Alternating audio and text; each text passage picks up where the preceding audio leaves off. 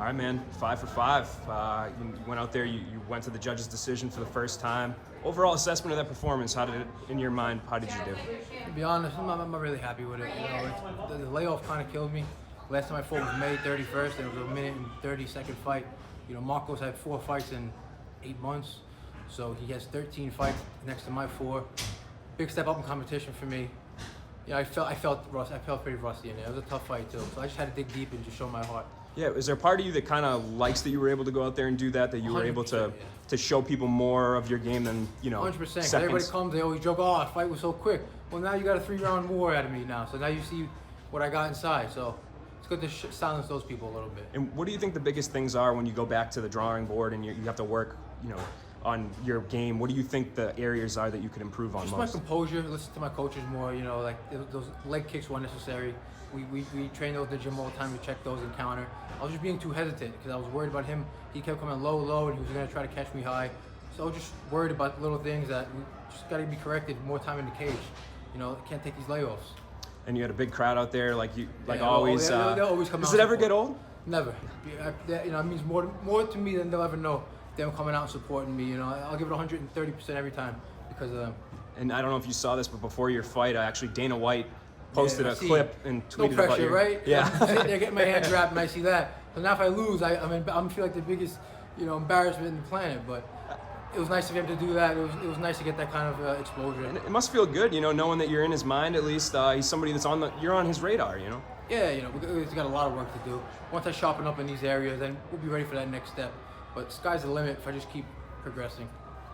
Speaking about the crowd, you were in some tough situations. Yeah. How much of that crowd cheering, everyone screamed, Gotti, Gotti, how much did that help you be able to fight through that?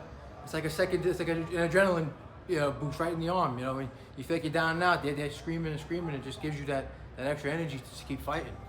It's definitely a huge boost. You mentioned you have some holes, and that's expected in a young fighter. Yeah. What would you say the holes are that you need to fix right now that you learned tonight? Composure, keep my composure more. Just little things like making reads, striking. Counting his leg kicks more. I didn't do enough of that. When I did do it, I landed nicely. Just little things like that. My takedown, a couple times I shot reckless takedown. Just a little too far away. Yeah, things like that have to be corrected. Just little things, and just sharpening everything up, and we'll get there. How much did it mean to you that you had these quick knockouts, but then you just showed that you have the cardio to go 15 minutes? Because that's always a question when someone. It knocks guys out. Oh, do they know how to conserve their energy?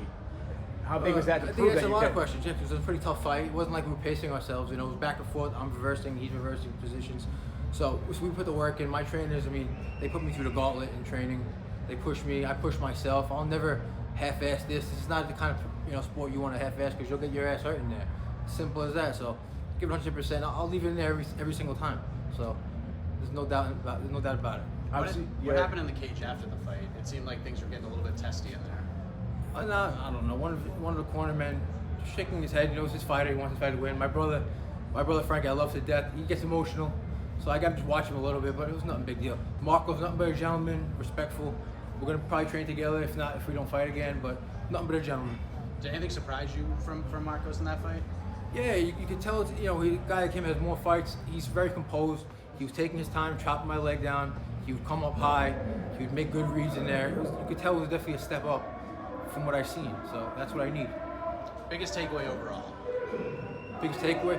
Very tough fight. Type of fight I needed, I believe, at this point in my career. And I think I'll just get better from here. And I guess, people, you just got done with your fight and everybody's always wanting to talk about the future. What do you think the next step is? Do you think like a contender series would be good for you? I feel like you're somebody that's made for that type of a show. I definitely want to improve my game a little more. If not here, maybe fight for a belt here. 1 or 2 more fights, and then we'll make that next step. And is that really the name of the game from here on out, is improvement? Yeah, improvement, take one step at a time. I always said that since my pro debut until now. 1 fight at a time. I'm never looking ahead. That's just me. And a lot of times we see fighters that maybe try to bite off a little more than they can. And you see it in UFC all the time, and they come up short. Yeah. So I don't want to be one of those guys. I want to be prepared to the max, because these guys are no joke. Obviously, you're a big name in the sport. Yeah. The support you get is incredible. It's a packed house. Every single time you fight, it's packed house. Yeah. But with people who are successful, there's always those people that's going to hate on you. You know it. Conor McGregor's a megastar. Yeah. Everybody in no country hates on him. They were discrediting his fight last week. This is jealousy. It comes to the territory. You let people like that bring you down, then you're no better than them. So everybody's entitled to their opinion. Say what you want to say. I'm just gonna keep doing what I'm doing. Is there a way to win over those people that hate you? And if so, how do you If do you it? like me, you like. I'm as real as they come. I'll leave it all in that cage.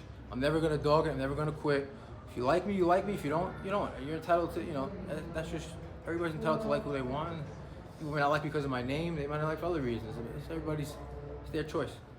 And you train under Ryan LaFleur. I heard you mention his name in the cage Yeah. after the fight. Yeah. What kind of impact has he had on your career, having that type of mentor? Tremendous impact. Ryan is one of the, I respect Ryan more than most people. I mean, this guy was battle tested his whole career, injury after injury, never dogged it in a fight, always gave 110%. Just having him in my corner just rubs off on me in a positive way, And Derek Penz is the former kickboxing world champion. So having them two together, I think it'll help me a lot. How much of Kelleher's win set the table for you? Because I know he was. Yeah, it was he big. real He started off, and my other training partner, Sheikha Jim, looked really good tonight. Yeah, real good. Bright future, that kid. So it gets you motivated. It gets you motivated to see everybody in the gym doing well. Looks like they're going to come back here in March. Is that the plan? You want to try to bounce back that quickly, or you want to take a little more time? I hope so. We'll see March. If not March, probably May. So we'll see. And you gave a message to all your haters. What do you say to all the people that came out to support you here tonight? Oh, listen, the support is greatly appreciated. Like I said, it means more to me than they'll ever know.